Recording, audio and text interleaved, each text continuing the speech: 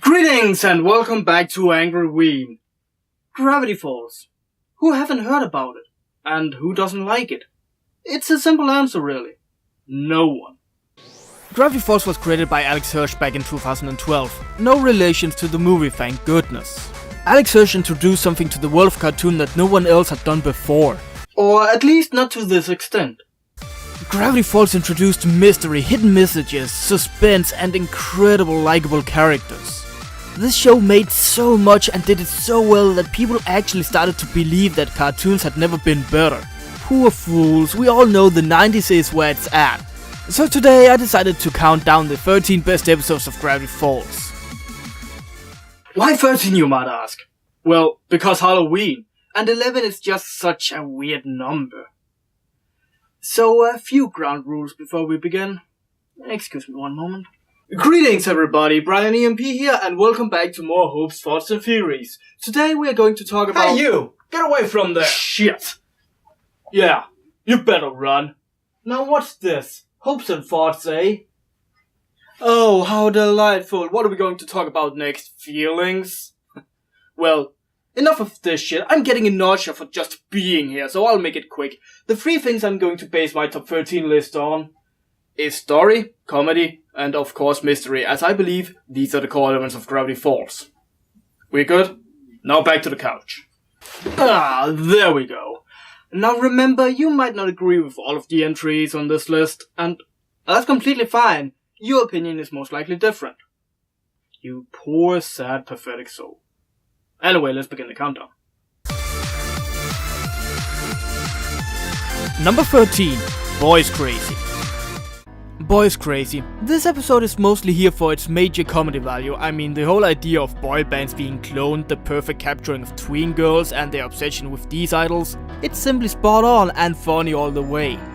The story is Mabel and her friends is going to a concert featuring this world's hottest boy band several times, with a C to make it hip. But sadly the concert is sold out and they sneak in to see that the boy band is in fact manufactured and not real at all. They decide to help the boys escape and that's mainly it. Oh, and Robbie tries to hypnotize Wendy, you know, Dipper-like. So that's roughly the story.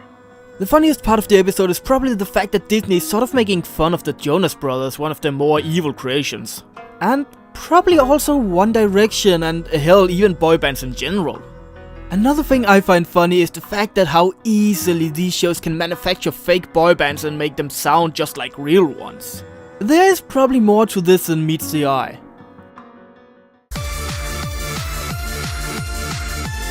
Number 12. Inconveniencing.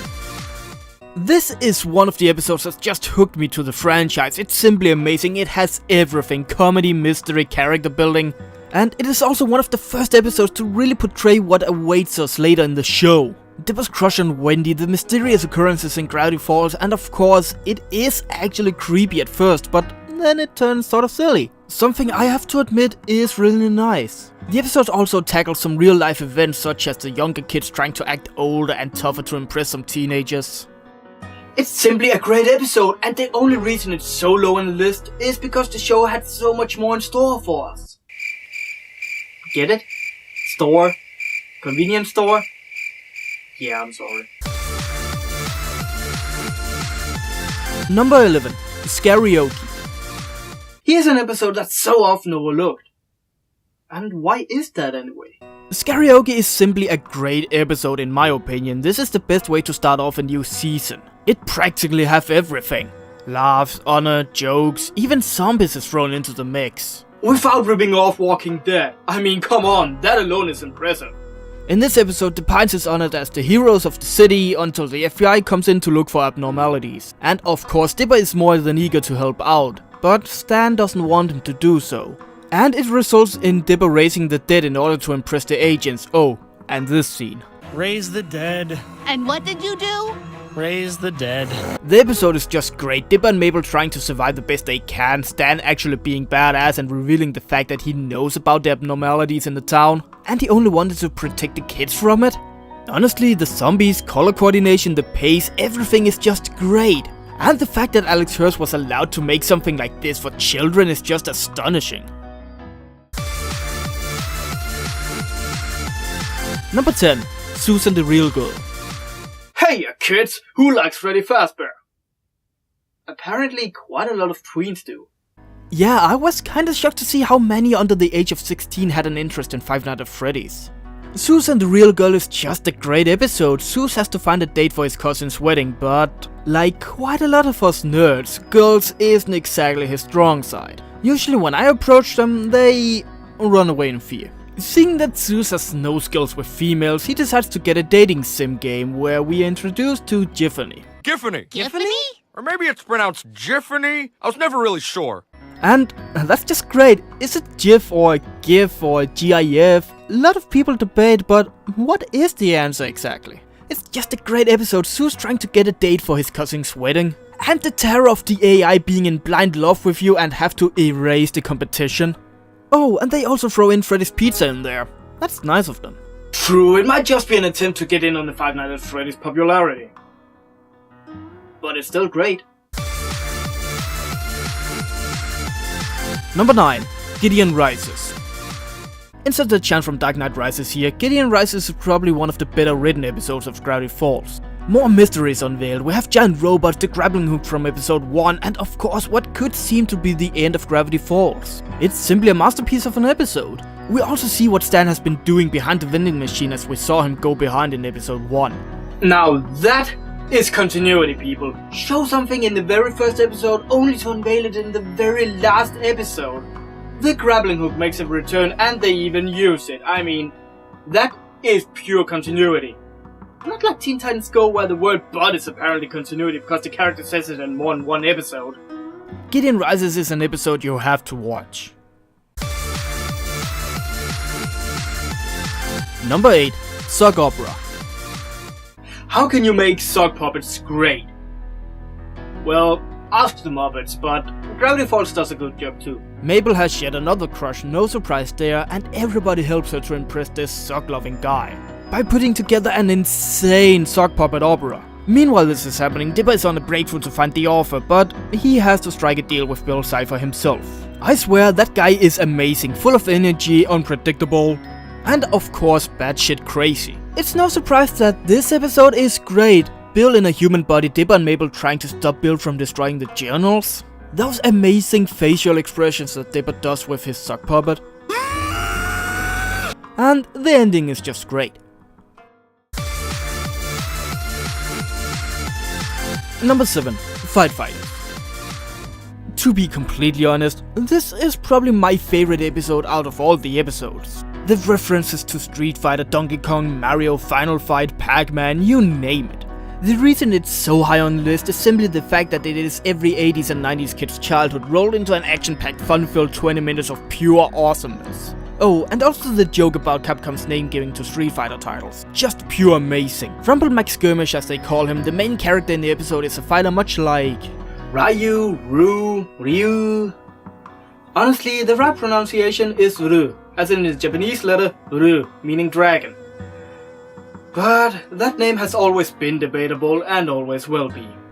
Anyway, if you haven't seen the episode, do it. It's simply amazing.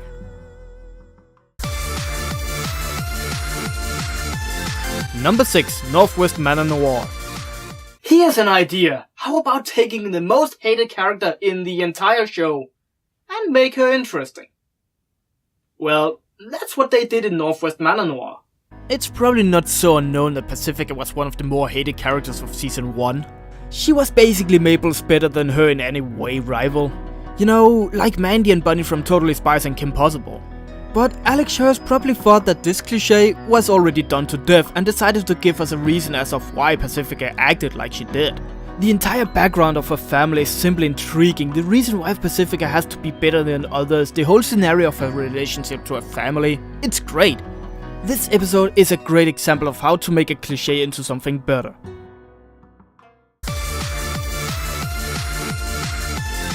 Number 5. Summerween.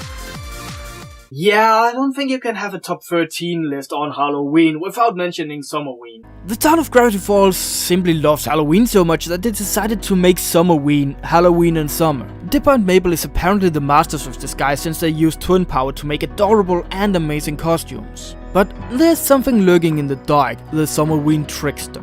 who tells them to get 500 pieces of candy before the last jack-o'-melon burns out. In short, I love this episode. It's amazing, it's great, it has an amazing monster which is inspired by No-Face from Spirited Away. Great episode, lots of thrill and an even better ending. Suitable for all who likes the dark and creepy.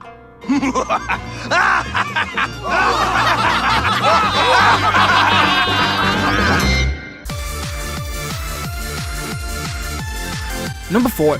Weirdmageddon Part 1. The end is coming, it's terrible, it's horrible, it's... weird. Weirdmageddon Part 1 is probably one of the best first act of an ending I have seen yet. Everything is in chaos, everything is in ruin, and it only gets worse by the minute. Dipper, being unable to rescue Ford, tries to find refuge from all the madness. Finding Wendy on the way, they now set out to free Mabel from Bill's prison. It's a roller coaster ride of awesomeness. There's something going on every second, from weird monsters to old enemies, even to anime and real life scenes. It simply has everything. I could talk about this one a lot more, but let's keep it simple. Number 3. Weirdmageddon Part 2. In my opinion, Part 2 is definitely better than Part 1. We start up right where the other episode ended, and enters Mabel's prison, which is in fact nice. I mean, for a little girl, of course. It's simply a tween wonderland in there. We got the do of those anime boy toys. Lots of funny characters, even those waffle guys Mabel drew in the previous episode. And this one episode actually does the unbelievable. They make the courtroom interesting. The kitty cat judge is just so adorable, and the voice doesn't match at all. It's simple yet ingenious. Mabel is stuck in this bubble of hers, not wanting summer to end nor grow up, being torn apart by the harsh reality, and Dipper trying to convince her that reality might be harsh, but it is worth it. And you can really feel both arguments and probably relate to a lot of it. A great episode featuring an even greater character. Number 2. Not What He Seems. Not What He Seems is just an incredibly great episode. We are finally getting answers to the biggest mystery of Gravity Falls ever. What is Dan? Who is Dan? Who is the author? And much, much more. The FBI is back, although they never left actually. There is so much going on in this episode. Trust, distrust, lies, honesty, and even one of the most memorable scenes ever. The one with Mabel floating in the air. Heck, there is so much fan out of this one scene, it's unbelievable. It's insane how many people like this one scene. In fact, why not give this spot on the list to that single image? I don't think anyone would mind. Number 1. Weirdmageddon Part 3. In my opinion, Weirdmageddon Part 3 is probably the best episode of all times. It's a perfect end for a perfect show. It nicely wraps up everything in such a way you really can't be mad that the show ends. And heck, the fact that they actually made an end is amazing. Back in the 80s and the 90s, no show ever did make an actual ending in fear of that the kids would stop watching if they knew nothing more would come. Angry Beavers tried though, but they got told off. Every main character and even some side characters is actually getting a spotlight here.